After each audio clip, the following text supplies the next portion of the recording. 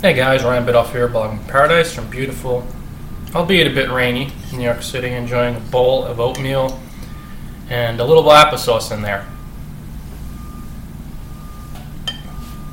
Say hi to Kelly. Am I that visible? Yeah, entirely visible and audible too, so we heard you. Anyway, today we're talking about the smart monetizing tips for travel bloggers. And here's one that's really going to resonate with you if you're struggling, or even if you're having some success, but you kind of just want to expand your reach. Don't look at your blog. I got to move farther or closer. Yeah, I guess that's better. Don't look at your blog as like a monetizing vehicle. Now, in the past, it used to be the heavy focus where I saw predominantly bloggers focusing really on trying to get sponsored posts or advertising revenue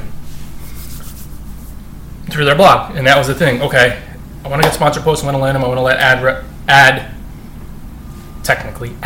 revenue. And that was like the predominant energy behind their blogging activities.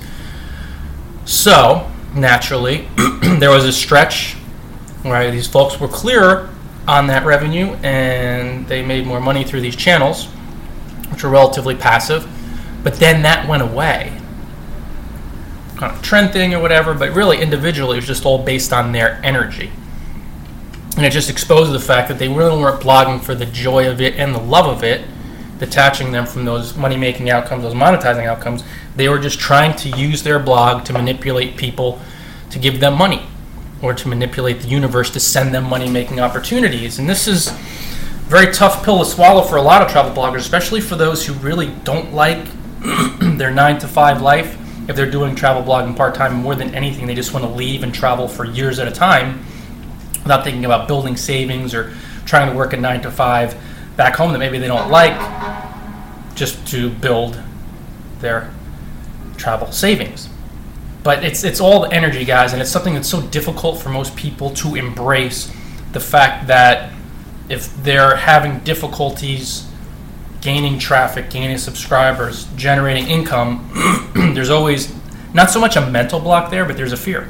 There's a fear of running out, there's a fear of scarcity, or a belief in scarcity, and a fear that you're not going to have enough, or you're trying to use this blog to get something so you have enough, so you feel full, whole, and complete. And it's never going to happen that way. One of the easiest ways to monetize your blog is to set it up for an energetic space of I'm blogging to really have fun. And as I'm having fun, I'm going to connect with like-minded people. I'm going to allow them in who really dig my stuff. Then some of these folks may buy your products or services, or maybe they'll click on your links, whatever. But they'll open up opportunities through promoting you and supporting you that will help you monetize effectively. Now, the problem is most bloggers in the travel blogging niche are totally unaware that it's an energy thing more than anything else. They're just like, how can I make money with this? I'm feeling the crunch. I'm feeling the pinch. Everything's coming from a fear space. So even though you could have some success coming from a fear space as you build your blog, it's just not the smart way to monetize it. It's not a smart, energetic platform upon which you're going to build your blog, because ultimately you're still going to be clinging to that fear. And as you cling to that fear, it'll reflect back to you as quote-unquote fear-filled circumstances. And even if you make money in a decent amount, quote-unquote, keep doing that, you will find yourself feeling terrified of losing it.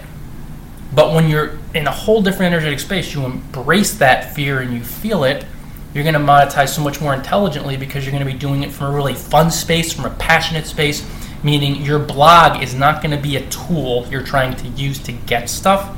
It's going to be more like a palette, and you're going to be the artiste, the Jackson Pollock of the travel blogging niche, of your little niche, whatever that may be. Then you're going to paint a pretty picture for the passion of it, something you're passionate about. You're having fun traveling, you're having fun sharing your stories, doing it with love.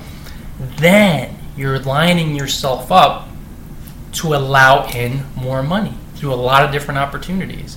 Some may be sponsored posts, some may be advertising revenue. Maybe they'll get an idea to write an ebook. You write an ebook, put it on Kindle, price it at $2.99, give it out free for a few days, and generate sales through that. But it has to come from a space of, if you want to do it right, not fear predominantly, but like love, but like really, really loving travel blogging, really loving telling stories and sharing it with folks.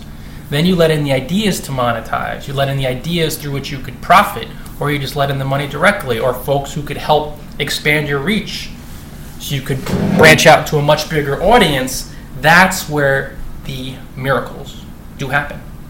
Where it's like you've been struggling for so long and you've been running into so many blocks, then you embrace the fear of running out and you're just so not caught up in that.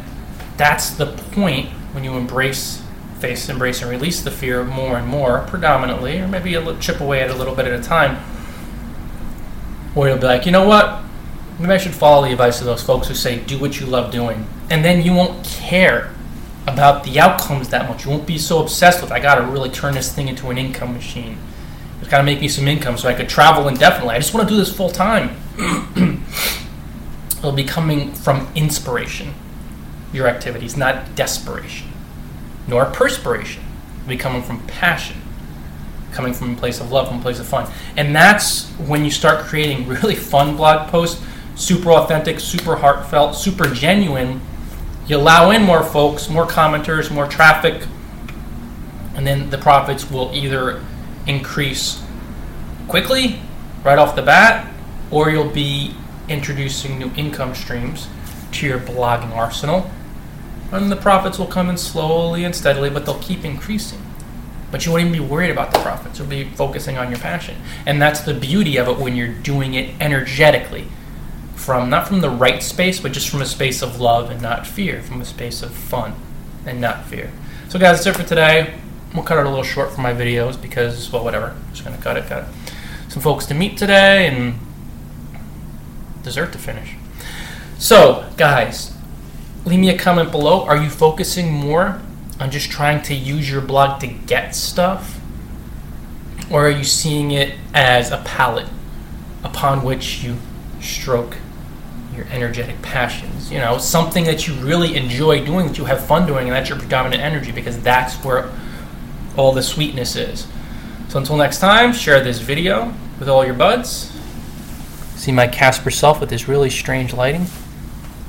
And enjoy paradise.